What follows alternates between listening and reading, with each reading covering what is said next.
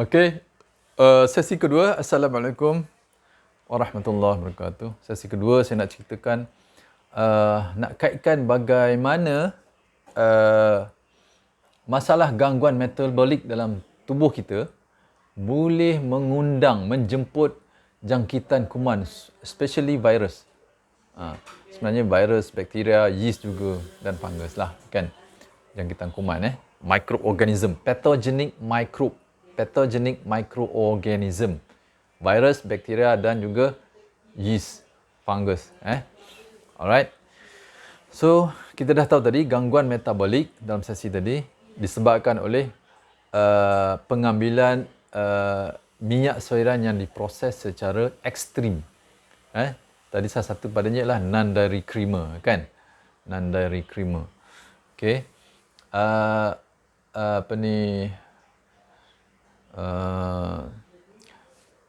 Non-dairy creamer, minyak soiran yang boleh menyebabkan gangguan metabolik yang paling top non-dairy creamer. Kemudian margarine. Kemudian shortening, vegetable shortening yang buat kek tu buat roti.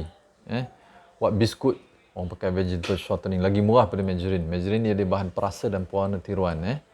Dan juga ada BHA, BHT, bahan antioksidan sintetik. Ini pun boleh mengundang keradangan autoimun dan juga kanser. Masya Allah. Kemudian minyak sayuran RBD, cooking oil, pure vegetable oil, tak kira semua minyak sayuran yang diproses secara refined, bleached, odorized. Ini semua boleh menyebabkan gangguan metabolik dan keradangan dalam tubuh kita. Juga menyebabkan kerosakan molekul dalam tubuh kita, molekul lemak, kolesterol, protein, DNA, membrane cell, reseptor, dinding saluran darah kan. Alright. Jadi kalau kita ambil sampel darah, kita cucuk dekat jari, ambil sikit setitik darah dan rebus dekat slide kaca kan, dan teropong bawah mikroskop microbiology lah, yang boleh membesarkan sel darah kita lah, sel darah merah, sel darah putih ke 100 kali pembesaran kan, kita boleh nampak sel. Sehingga kita boleh nampak sel, maka kita akan nampak sesuatu yang sangat signifikan. Masya Allah. Iaitu sel-sel darah kita, sel darah merah kita ni, dan juga sel darah putih lah, pasal sikit je kan. Dia berkumpul, dia melekat. Dia melekat antara satu sama lain. Ini banyak ditunjukkan. Ada ditunjukkan dalam YouTube, boleh tengok. Kebanyakan manusia zaman sekarang begitulah darah dia. Kecuali orang yang mengamalkan diet vegetarian kan, ataupun mengamalkan diet keto, ataupun diet yang mengamalkan diet alami, diet whole foods, seimbang, whole foods, alami, seimbang, bebas bahan kimia aditif dan bebas residu racun pertanian, dan juga termasuklah minyak-minyak sayuran yang boleh mengganggu metabolik kita tadi itu. Ini insya-Allah tidak berlaku bukan gumpalan. Sel darah merah yang melekat, yang berbentuk macam pulau. Ada yang pulau besar, ada pulau kecil, ada yang melekat 2-3 sel je, ada yang melekat banyak kan. Lagi banyak trans fat yang kita makan, lagi banyak makan bergoreng yang kita makan, lagi banyak berapa kali goreng minyak tu kita guna untuk menggoreng masakan makanan kita, maka lagi banyaklah pulau-pulau sel darah merah dalam tubuh kita. Ini satu lagi penyebab. Masya Allah. Kita akan menghadapi masalah kefungsian tubuh. Kita akan lemah sebab oksigen akan kurang. Sebab luas permukaan kita terhadap isi padu dah makin berkurang. Oksigen yang hendak diikat oleh hemoglobin dalam setiap sel darah merah makin kurang. Yang kat dalam tak boleh nak bind dengan oksigen, dekat luar je. Jadi kuranglah paras oksigen dalam darah kita, makin kurang. Dan bila dia sel darah merah ni sampai dekat alveoli, iaitu paru-paru dia, apa ni, paru-paru punya pundi itulah yang halus tu, untuk berlakunya pertukaran gas oksigen dan karbon dioksida kan. Oksigen daripada udara luar yang kita sedut masuk dalam pernafasan akan meresap masuk ke dalam sel dan diikat dalam hemoglobin sel darah merah kita lah. Karbon dioksida akan dilepas keluar kan. Alright. Jadi benda ini akan menjejaskan pulau, saya panggil pulau senanglah sel darah merah yang melekat-lekat ni antara satu sama lain, atau pulau sel darah merah ni menyebabkan kita mendapat kekurangan bekalan oksigen ke seluruh tubuh kita, ke seluruh sel organ-organ, masuk otak, jantung. Sebab tu orang yang makan minyak-minyak sayuran RBD, makan goreng, makan trans fat dan dairy creamer, margarine, shortening, roti, biskut kan. Dan juga masakan-masakan yang dah jadi hitam legam, hitam panggang dan hitam pun tak boleh juga ini semua akan menyebabkan kita mengalami simptom awal. Walaupun pergi kat doktor pakar ke, cek, awak masih normal, tak ada apa-apa penyakit. Tapi simptom awal dah mula. Kita akan mengalami simptom pre-diabetic, iaitu insulin resistant. Insulin resistant. Itu mungkin boleh berlaku kemudian. Yang paling awal sebenarnya pernafasan kita. Pertama sekali pernafasan dan degupan jantung. Dua ni yang saya perasan, dan juga kebas-kebas anggota tangan dan kaki. Tangan pun berlaku, kaki pun berlaku, jari-jari, tumit, menyucuk tumit kan. Itu permulaan. Dan juga ada setengah orang dia sakit kepala. Macam saya kalau makan margarine kan, tangkap kepala, sakit kepala Tapi itu kemudian. Simptom yang awal sebenarnya pernafasan dan degupan jantung. Bayangkan sel darah merah kita dah jadi pulau, parah oksigen badan kita tak optimal lagi. Jadi per unit sel darah merah, capacity oksigen binding oleh sel darah merah hemoglobin kita jadi kurang. Jadi maksudnya sel-sel jantung, sel-sel otak kan, paru-paru mendapat kurang bekalan oksigen. So boleh bayangkan jadi macam mana. Jadilah kita naik tangga termengah-mengah, nak jogging pun tak larat kan, nak buat exercise memang tak larat lah, cepat letih. That's why orang yang ada masalah pulau sel darah merah ni, sebenarnya tak semua, tapi kebanyakan orang tak kira orang muda ke budak pun, kalau banyak makan makanan yang ada trans fat ni, minyak-minyak sayuran RBD ni, goreng-goreng ni, dia akan nak naik tangga pun tercungap-cungap. Tercungap. Dan kaki cepat lenguh. Kaki cepat lenguh, lutut sakit. Itu semua kesan-kesan pada minyak-minyak ni trans fat. Non-dairy creamer, margarine, shortening, minyak sayuran RB, makanan bergoreng yang ada dalam kuih-muih kita kan, kuih kari puff, donat, itu semua banyak, memang ada margarine. Roti canai lagi banyak. Masa mencanai roti mengadun. Roti canai tu margarine tau. Planta yang murah. Dah sebut brand Planta tak. Margarine yang murah margarine yang timbang ke, itu murah, itu lagi banyak trans fat, quality very low. Itu lagi masya-Allah. Kan first makan dah kita dah rasa Ini menyebabkan, that's why orang yang kena anxiety dan panic attack, saya akan memula advice elak semua minyak-minyak sayuran yang menyebabkan gangguan metabolik tadi. Semua ni lah yang saya dah sebut ni kan. Sebab dia orang akan perasan bila dia dah amal ni, dia dah elak kan. Lepas tu dia makan. Bila makan makanan bergoreng je lah, tak payah non-dairy creamer, tak payah trans fat, tak payah margarine. Makan ikan goreng ke, cekodok goreng kan, dah terus trigger. Dah terus trigger. Dah terus trigger. Apa dia trigger dia? Debaran dan pernafasan kita mula tak optimize. Maknanya dia macam dada ketat, sesak sikit kan. Tak boleh naik tangga, tercungap-cungap. Masya Allah. Begini. Itu efek dia yang utama. Dahsyat efek dia. Kalau saya nak ceritakan banyak lagi. Kemudian efek dia sebenarnya, dia boleh menjemput serangan. Tadi saya dah masuk, saya dah cerita benda lain. Serangan virus. Virus mudah sangat menyerang orang yang ada pulau-pulau sel darah merah ni. Sebab dia duduk kat pulau tu, kan. Jadi antibody ni hasilkan tak dapat attack dia. Macam dia duduk dalam kubu. Kan, antibody nak attack sel darah merah kita. Tak, dia tak attack. Dia hanya attack virus, antigen yang patogen saja kan. So sebab tu mudah kena flu, demam sesama, batuk, tonsil kan. Sebab sel darah merah kita dah berpulau-pulau. Itu satulah. Sebenarnya banyak lagi sebenarnya.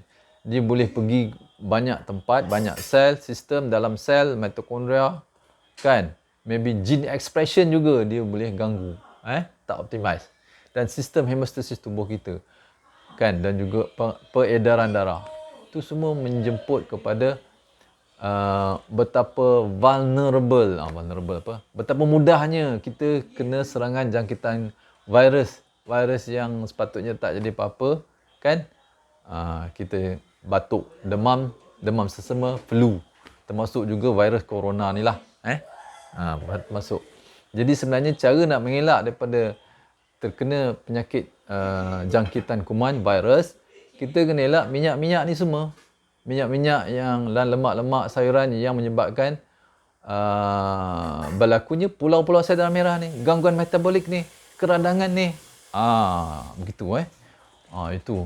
Saya dah dapat benda ni lama juga Kenapa? Sebelum ni saya selalu setiap bulan mesti batuk dan demam sikit-sikit. Batuk semua demam. Kan? Kena.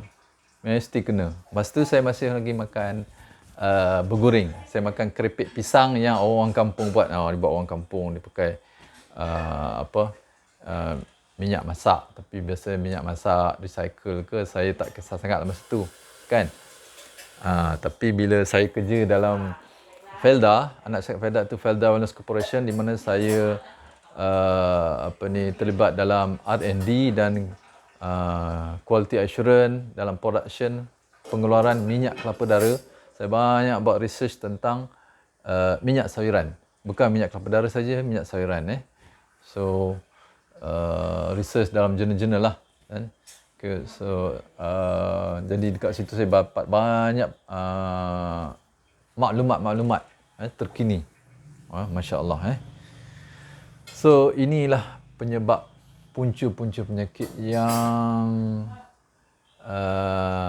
dikatakan bagi saya lah yang utama bagi manusia zaman sekarang ni.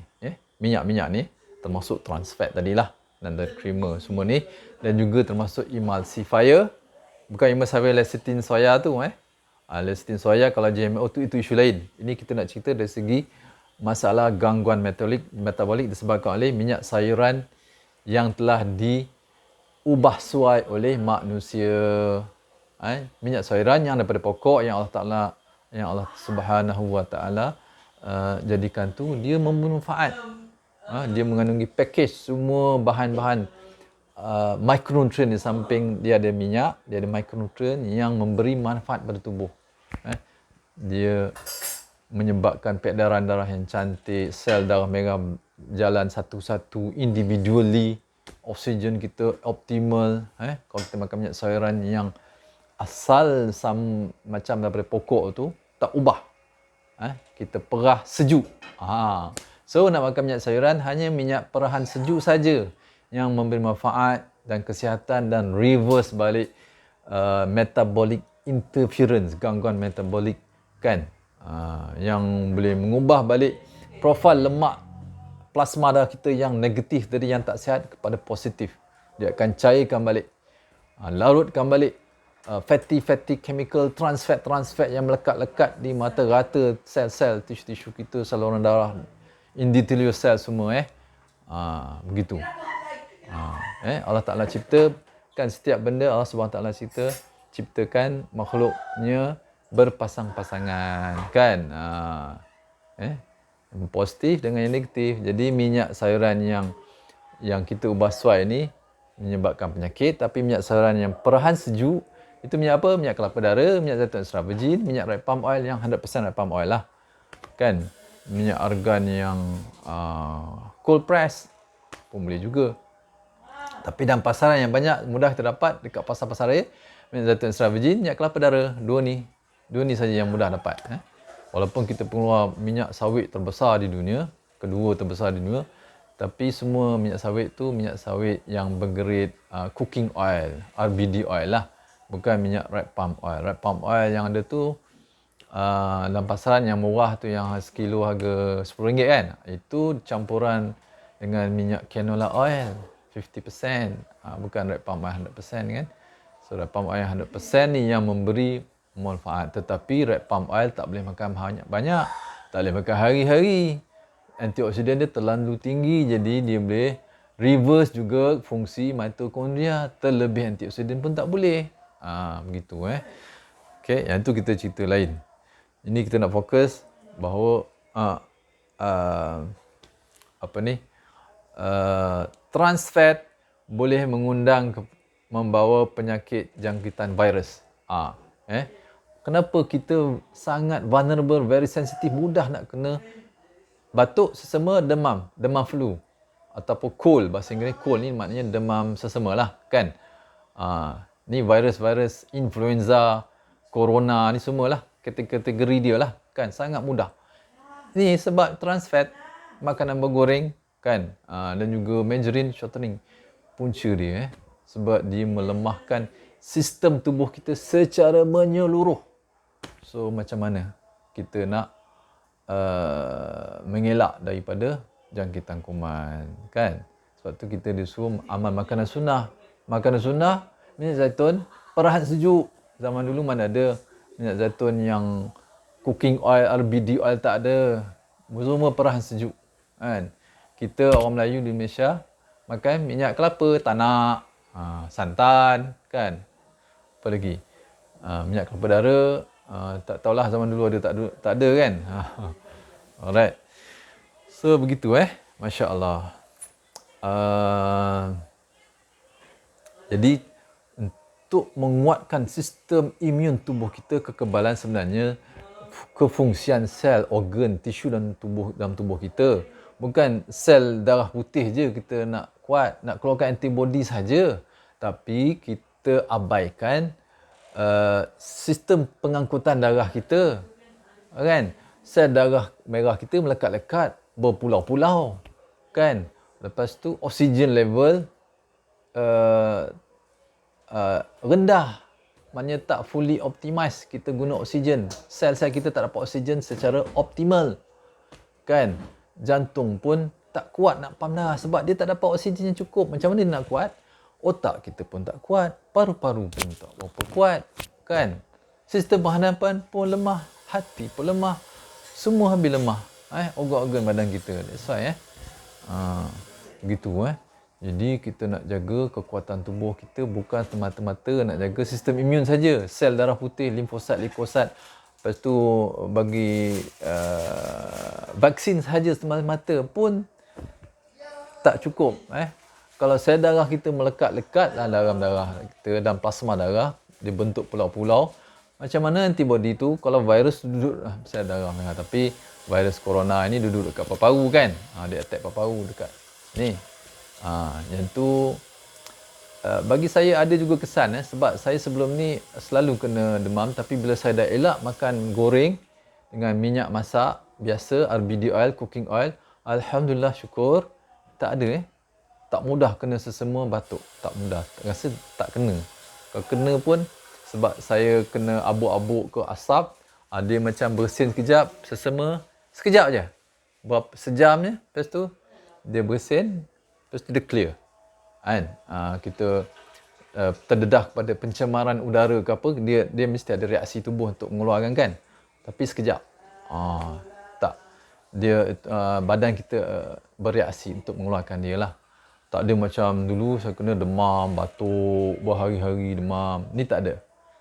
Tak ada, alhamdulillah. Batuk pun tak ada. Saya rasa alhamdulillah batuk pun tak ada. Sesama tak ada, demam tak ada. Saya rasa dah berapa tahun lah. Saya rasa start 2017 saya stop makan goreng. Kadang-kadang lah, jarang-jarang kadang-kadang termakan ataupun nak jaga hati kawan-kawan kita, kawan keluarga kita, kadang-kadang makan sikit. Makan sikit, tak makan betul-betul pun, ke sikit-sikit. Kan? Gitu. Lepas tu kita detox balik. So no issue So saya kalau goreng makanan guna minyak zaitun extra virgin. Kalau boleh yang Syria punya yang terbaik, kan? Tunisia punya. Ataupun Turki punya, ataupun tak ada ambil je lah Itali ke, Greece ke, Portugal ke, France ke, Spain ke, tak ada masalah. Asalkan extra virgin. Tak payah risau minyak zaitun tu, dia tulis extra virgin, dia campur tak dengan minyak lain, tak payah fikir tu semua Sebab kita dah ada extra virgin, dah cukup, dia dah cover dah. Dah cover. Nanti kita sesi lain kita bincang macam mana nak tentukan minyak zaitun tu betul-betul extra virgin ke, ada campur dengan minyak sayuran lain, minyak RBD, minyak polyunsaturated RBD lain. Itu kita bincang kemudian Tapi sebab masa ni kita amal kita boleh tumis dan menggoreng. Cara menggoreng dengan menggunakan minyak zaitun extra virgin saya dah share dalam video yang lepas minyak sayuran yang paling baik untuk menggoreng, memasak. Dan tu boleh tengok kat situ ada playlist dalam playlist tu boleh check. So begitu insya-Allah. Jadi cara kita nak mengelak jangkitan kuman, virus, bukan saja kita boostkan sistem imun, antibody tubuh, sel darah putih. Sel imun ni maknanya sel darah putih lah, limfosit, leukosit. Itu main dia kan. Bukan itu saja, kita kena jaga metabolic sel kita supaya berfungsi secara optimal, dan juga supaya sistem pengangkutan darah kita pun jalan dengan lancar, dan supaya sel-sel darah merah kita berjalan satu persatu individually, bukan berpulau-pulau. Begitu Dan profil lemak darah, plasma darah kita biar cantik, seimbang, comel. Total kolesterol berapa? 5. Jadi 5.2 ke bawah kan. 4 comel lah, 4.5, 4.8. 5 pun okey, tak ada masalah. HDL pun comel, LDL pun within spec kan, triglyceride within spec, gula within spec kan. Masya-Allah semua ni akan ikut. Gula pun takkan naik bila kita tak ambil minyak-minyak sayuran yang memudaratkan ni Semua kategori minyak sayuran yang kita dah bincang ni. Gula pun tak naik. Kita makan gula pun gula tak naik. Insya-Allah. Ini masya-Allah. Sebenarnya ada satu lagi faktor yang menjejaskan kesihatan kita, menyebabkan penyakit-penyakit metabolik juga dan juga penyakit keradangan, iaitu residu racun herbicide Roundup, atau dipanggil bahan aktifnya dipanggil glyphosate. Itu saya tak sentuh kat sini. Nanti kita bincang lagi. Sebelum ni kita dah bincang, tapi kita kupas lagi dalam supaya nak bagi faham kan.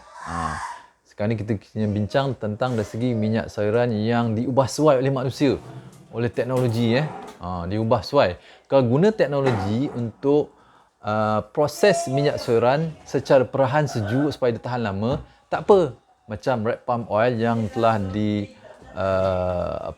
dibuat kajian oleh Profesor Nazar entah saya tak ingat, dekat Porim. Dia buat pattern nak menghasilkan minyak red palm oil yang berkualiti, high spec, tahan lama. Tapi kandungan micronutrient dia very optimal. Vitamin E dia, tocopherol dia, tocotrienol dia, beta carotene dia. Lepas tu dia punya ada Allahu Akbar, polyphenol, apa lagi? Ada phytosterol. Semua tu dia retain secara optimal. Kan? Ada coenzyme Q10 dalam minyak red palm oil paling tinggi dalam semua minyak sayuran. Coenzym Q10 yang bagus untuk jantung kita kan, untuk keradangan, anti keradangan. Masya Allah, untuk metabolic cell kita, mitokondria. Coenzym Q10 dalam red palm oil bagus. Paling tinggi. Dalam minyak zaitun extra virgin pun ada, minyak argan pun ada, minyak kelapa darah pun ada. Tapi tak setinggi dalam minyak red palm oil. Tapi red palm oil yang 100% daripada red palm oil. Yang dia punya pattern teknologi memprosesan minyak red palm oil daripada minyak sawit dibuat oleh Porim. Dan Porim dah bagi pattern, bukan bagilah, jual lah kan pada kilang-kilang di Malaysia kan untuk hasilkan minyak red palm oil. Tapi di pasaran Malaysia saya rasa kurang minyak red palm oil. Banyak di ekspor. Minyak ekspor ke orang putih banyak suka makan red palm oil. Sebab red palm oil ni bagus untuk merawat masalah jantung. Oh, Masya Allah. Tapi tak boleh hari, dia terlalu tinggi. The most highest antioxidant dalam minyak sayuran perahan sejuk. Tapi red palm oil ni sebenarnya bukan perahan sejuk, dia ada suhu juga. Tapi dia under control, dia guna vacuum, under pressure, under vacuum. So dia boleh kurangkan suhu untuk proses deodorization dia. Jadi dia boleh retain kandungan tocopherols, vitamin E dia, tocopherol, carotin, beta carotin kan, coenzym Q10 dan macam-macam lagi lah kan, micronutrient dalam minyak red palm oil gitu. So semoga manfaat insya-Allah. Alright. Okay, semoga manfaat insya-Allah. Boleh komen kat bawah siapa yang nak ni. So saya rasa dalam ni banyak benda saya sentuh kan. Patut saya nak cerita, nak kaitkan tentang jangkitan virus. Kenapa kita perlu elakkan makanan-makanan yang boleh membuat gangguan metabolik dalam tubuh kita untuk mengelakkan jangkitan virus. Pengalaman saya, Masya Allah. Dan ada dia punya penerangan secara saintifik. Kenapa minyak-minyak sayuran yang kualiti rendah ni, yang tak sihat ni, boleh mengundang jangkitan virus, termasuk coronavirus, macam-macam penyakit. Sebenarnya itu saya punya nak highlight dalam sesi video kali ni. Kan, dia termasuk juga benda-benda lain. Kadang saya ni macam-macam berbar juga kan. Kita minta maaf lah. Semoga manfaat, insyaAllah. Boleh share, subscribe dan like insyaAllah. Assalamualaikum warahmatullahi wabarakatuh.